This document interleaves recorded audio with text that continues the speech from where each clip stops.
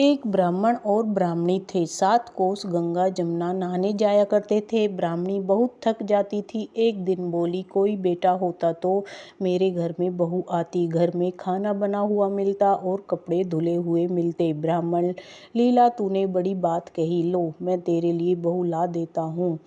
एक पोटली में आटा बांध दे, उसमें थोड़ी सी मोहर असरफी डाल दे। उसने पोटली बांध दी।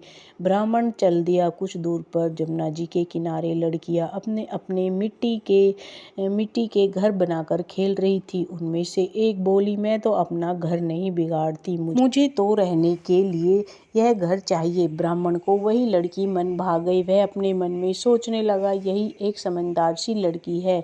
वह उसके पीछे पीछे हो लिया। जब वह घर पहुंची तो बोला, बेटी मैं भूखा हूँ, अपनी माँ से पूछ ले, मेरे लिए 4 रोटी बना देगी। कार्तिक का महीना है, मैं किसी के घर की रोटी नहीं खाता हूँ। मेरे पास यह आटा है, और अपनी माँ को दे दियो और अपनी माँ से कह दियो कि यह आटा छान लेगी। लड़की बोली, अच्छी बात है बाबा। उसने अपनी माँ से कहा कि माँ, बाहर एक बाबा बैठा है, उसके लिए रोटी बना दो और जो आटा है उसे छान लेना। उसने आटा छाना तो उसमें मोहर असरफी निकलती हैं। वह बोली, जिसके आटे में इतनी मोहर असरफी हैं उसके घर में कितनी होंगी। जब बाबा रोटी खाने बैठा तो उसकी माँ बोली, बाबा तुम लड़के की सगाई करने जा रहे हो क्या? बाबा कहने लगा कि मेरा लड़का तो काशी जी पढ़ने गया हुआ है, अगर तुम कहो तो खंडे कटोरे से तुम्हारी लड़की को ब्याह के ले जाऊं।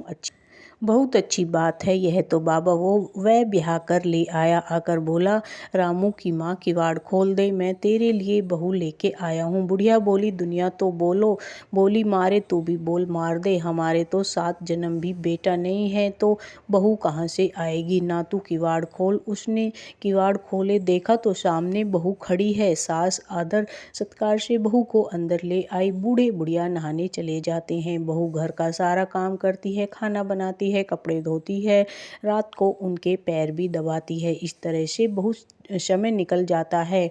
सास बोली, बहू चूल्हे की आंच न बुझने देना, दियो मटके का पानी न खत्म होने दियो। एक दिन चूल्हे की आंच बुझ जाती है। बहू भागी भागी पड़ोस में गई। बोली, पड़ोसन मुझे थोड़ी सी आंच दे दो, मेरे चूल्हे की आंच बुझ गई है, मेरे सास ससुर आते ही होंगे।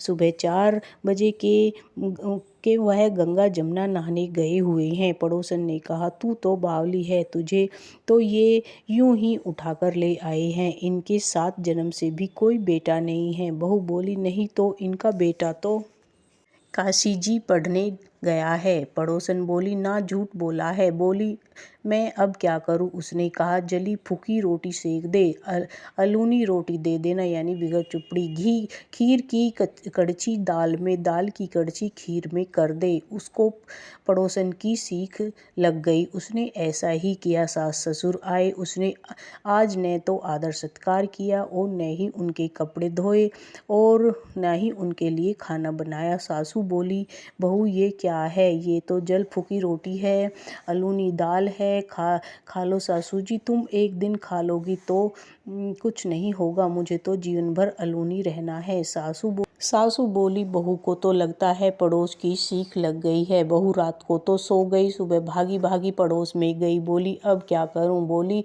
सातों कोठों की चाबी मांग ले। जब सासू जाने लगी तो बहू आगे अड़कर खड़ी हो गई। बोली, बाद में जाना, पहले मुझे 7 कोठों की चाबी दे दो। ससुर बोला, चाबी दे दो, आज भी इसका कल भी इसका, हमारा क्या है, आज मरे कल दूसरा दिन। पीछे से बहू ने कोठे खोल के देखा कि किसी में अन्न, किसी में धन, किसी में बर्तन, किसी में कपड़े के अटूट भंडार लगे हुए हैं। 7वां कोठा खोल के देखा तो उसमें गणेश, लक्ष्मी और पीपल, पथवारी, कार्तिक के ठाकुर, राई, दामोदर, तुलसा जी का बिड़ला, 36 करोड़ देवी देवता विराजमान थे। गंगा जमुना बह रही थी। तिलक छापे लगाए चौकी पर बैठा एक लड़का माला जप रहा था। बोली, तू कौन है? मैं तेरा पति हूँ, किवाड़ बंद कर दे, मेरे माँ बाप आएंगे जब खोलियो। अब तो बहुत खुश हुई। 36 प्रकार के भोजन बनाए, 16 श्रृंगार किया, रांची माची डोले। सास ससुर आए, बड़े प्यार से उसने उनसे बात की, उनके कपड़े धोए, खाना खिलाया। बूढ़ा बोला, बहू तो धन देखकर राजी हो गई। बहू सास के पैर दबाती जाए, और कहती जाए, माँ जी तुम इतनी दूर 12 कोस गंगा जमुना नहाने जाती हो, थक जाती होंगी, तुम घर में नहा लिया करो। सास बोली, बावली कहीं घर में भी गंगा जमुना बहती है? बहू बोलती है, हाँ माँ जी चलो मैं तुम्हें आज दिखाती हूँ।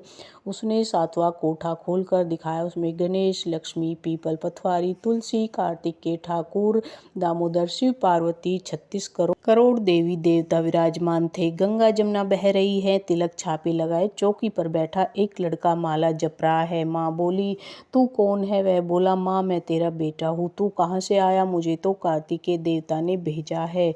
माँ बोली, बेटा ये दुनिया क्या जानेगी, क्या जानेगा मेरा घर का पति यानी धनी, क्या जानेगी दिरानी जिठानी, क्या जाने अगड़ बगड़ पड़ोसन की, तू मेरा बेटा है। उसने पंडित से पूछा तो वह बोला, परली पार पे बहू बेटा खड़े हो, इस पार बुढ़िया खड़ी हो, चाम की अंगिया पहने हो, छाती में से दूध की धार निकले, बेटे की दाढ़ी मूछ भीगे पवन से गठजोड़ा बंधे, तो सब जाने ये बुढ़िया का बेटा है। उसने ऐसा ही किया। चाम की अंगिया फट गई, छाती में से दूध की धार बह निकली, बेटे की दाढ़ी मूछ भीग गई पवन पानी से, बहू बेटे का गठजोड़ा बंध गया। ब्राह्मण ब्राह्मणी बहुत खुश हुए हैं। कार्तिक के ठाकुर राई दामोदर श्री कृष्ण भगवान जैसे उसे बहू बेटा दिए वैसे सबको देना, जैसे उसकी इच्छा पूरी की वैसे सबकी इच्छा पूरी करना। कहते और सुनते हुए इंसान की जो हुंकारे भर रहा है, सबकी झोली भरना।